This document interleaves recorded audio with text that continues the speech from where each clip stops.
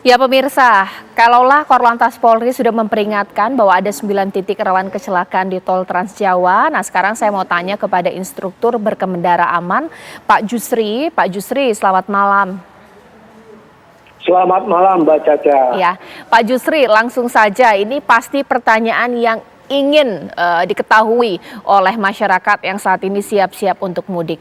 Apa sih yang harus kita cek Pak? Baik mobil maupun motor, agar kita bisa aman berkendara saat mudik tahun ini? Baik, sebenarnya faktor utama dari semua penyebab atau faktor-faktor yang menjadi pemicu sebuah kecelakaan itu, faktor utamanya adalah manusia. Artinya fokus kita itu adalah ke manusianya atau si pengendara atau pengemudinya. Dan kalau kita lihat dari kecelakaan-kecelakaan yang terjadi selama mudik dan balik, arus mudik dan balik pada periode-periode sebelumnya, maka kita lihat rata-rata pemicunya adalah keletihan. Nah, kalau kita berpikir kita sepakat bahwa keletihan merupakan penyebab utama daripada kesalahan-kesalahan, hilang kendali dan kecelakaan yang terjadi, maka kita harus membangun satu pola bagaimana kebugaran tubuh itu harus terjaga selama perjalanan ini. Dimulai dari perjalanan, saat perjalanan itu sudah harus disiapkan, dibuat sedemikian rupa. Nah, pengemudi harus paham kapan tanda-tanda mereka itu letih dengan mengetahui tanda-tanda keletihan tadi.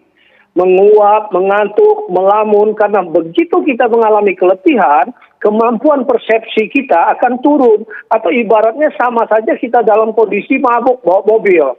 Jadi kita harus fokus di sana. Mulai kapan saat kita mempersiapkan sebelum kita melakukan perjalanan dan saat perjalanan apa saja yang harus dilakukan dalam menerapkan pola kebugaran di dalam perjalanan itu sendiri. Begitu Mbak Caca. Selain kebugaran Pak, mengenai cek kendaraan seperti apa Pak? Belum terjawab nih. Oke, kalau kendaraan sebenarnya sangat baku ya. Apa yang harus dipastikan di kendaraan itu, apa lebih-lebih kalau kendaraan itu udah umurnya 5 tahun ke atas, maka yang perlu diperhatikan adalah sistem suspensinya, mulai kaki-kaki ban, umur ban, tekanan angin ban, telapak ban, kemudian suspensi, dan kemudian naik ke mesin supaya tidak jadi problem, tidak dalam perjalanan harus diperiksa timing chain-nya, timing belt-nya, mungkin waktunya diganti. Kemudian sistem kelistrikan. Sistem kelistrikan ini juga akan mempengaruhi ke sistem pendingin.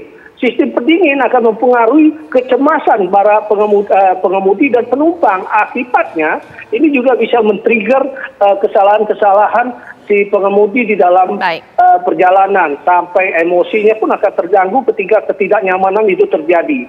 Jadi mulai dari kaki-kaki, mesin, kelistrikan, rem, semuanya diperiksa dan lakukan di bengkel authorized Mbak. Baik, nah Pak Trubus, sehat badan, sehat kendaraan, tapi juga ini Korlantas sudah menghimbau 9 titik rawan kecelakaan. Sekiranya sudah cukup tidak sih tips jitu mengurangi kecelakaan tahun ini, atau mungkin belum tentu, ini seperti apa? Iya, menurut saya belum tentu ya, karena kan harus juga dilihat bahwa kesiapan daerah di mana titik-titik kecelakaan itu ada.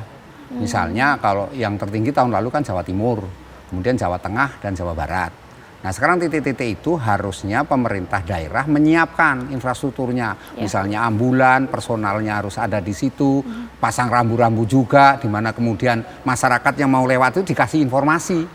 Itu yang penting, bahwa di situ daerah itu adalah rawan kecelakaan, sehingga masyarakat yang pengendara paling tidak sudah antisipasi. Itu yang dimasalah. Yang kedua, memang persoalannya adalah ketika daerah itu tidak siap atau daerah itu kadang-kadang kurang peduli, ini yang menjadi problem ketika terjadi kecelakaan kemudian tidak tertolong lagi.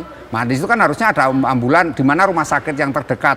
Namanya pengendara itu kan tidak tahu di mana. Ini kadang-kadang karena panik, misalnya keluarganya panik, bingung harus bagaimana berbuat, akhirnya malah yang istilahnya korban itu akhirnya tidak tertolong. Itu yang terjadi seperti itu. Nah menurut saya ini pola-pola seperti ini harus dirubah. Kalau memang pemerintah pusat dan daerah harus kolaborasi dalam ini Korlantas, kemudian kepolisian sinergis, jangan lupa partisipasi publik harus dilakukan. Artinya masyarakat yang di sekitar titik-titik rawan itu harus dilibatkan. Entah itu RT RW, entah tokoh masyarakat, Karang Taruna, atau kalau perlu anak-anak sekolah pramuka itu juga bisa dilibatkan untuk memberitahu bahwa daerah itu adalah daerah rawan kecelakaan. Itu yang penting itu, Mbak. Karena kalau enggak, mau mobilnya sudah siap, manusianya sudah dididik dengan ini pengetahuan yang memadai, tetap saja kalau daerahnya itu daerah memang yang tikungan tajam, kemudian kontur jalannya nggak merata, kemudian situasi hujan, apalagi kemudian sekarang karena ada gempa sedikit, kemudian rawan di situ. Nah ini mesti otomatis harus ini, terutama daerah selatan itu paling banyak, Mbak. Pak Jusri, berikan komentar dong Pak Jusri.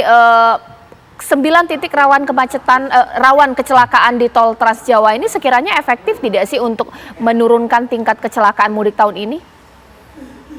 Oke, baik.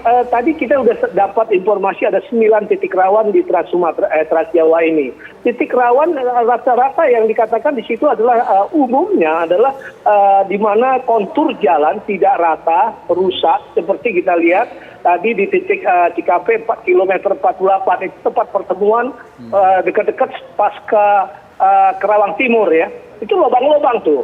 Dan lubangnya pun tabalannya bergelombang-gelombang. Dan sepanjang disebut sampai ke Tosono, Ngawi ke Tosono, di titik-titik yang disebutkan tadi oleh pemerintah, konturnya bergelombang. Nah, seharusnya kita harus memahami, para pengemudi harus siap antisipasi.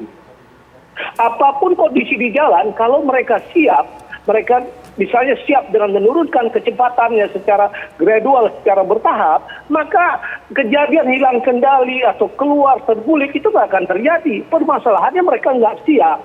Oleh karena itu, tadi seperti yang dikatakan Pak Trubus, ada tindakan preventif, yaitu dengan melakukan sosialisasi, menempatkan tanda-tanda rambu-rambu kalau itu gelombang dan membahayakan. Ini juga akan menjadi satu reminder yang impresif kepada para pengemudi yang telah melakukan perjalanan ratusan kilo. Wah, ada jalan jelek, turun dia. Tetapi kalau hanya sekedar rata, yang ada di mata mereka, di indera mereka itu rata saja, tidak terbaca oleh mereka. Mereka melihat ada sign tetapi tidak terbaca.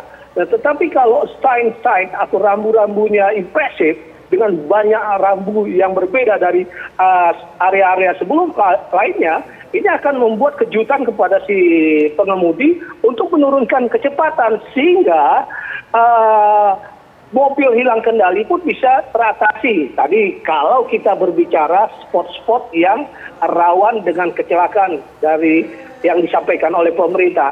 Tapi saya yang menjadi masalah yang perlu dipahami agar kecelakaan ini menurun. Tahun lalu itu hampir 600 orang ya Mbak ya, pasca menjelang mudik dan musim mudik dan musim balik ya, 600 orang, hampir 600 orang.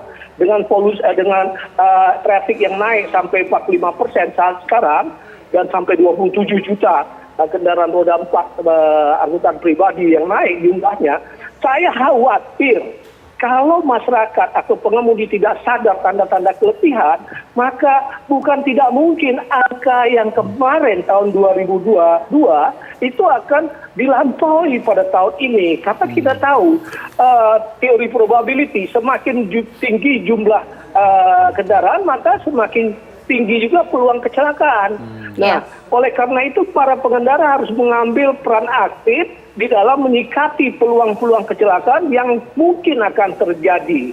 Kurang lebih begitu, Mbak. Baik. Ya, nanti saat lagi saya akan tanya kepada narasumber saya, Pak Jusri, bahkan juga Pak Trubus, sebenarnya moda transportasi apa sih yang paling rawan kecelakaan di setiap